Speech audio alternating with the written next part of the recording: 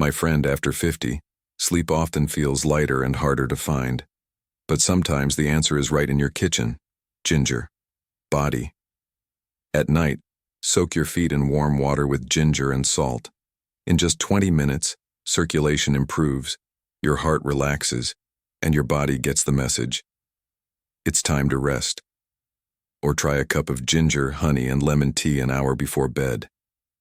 Ginger calms the nerves, honey boosts serotonin, and lemon soothes digestion. Even a simple folk recipe, ginger with rock sugar, can warm the body, steady the heartbeat, and bring on natural sleep. Reminder in closing. But remember, don't overuse ginger. Balance is the real key.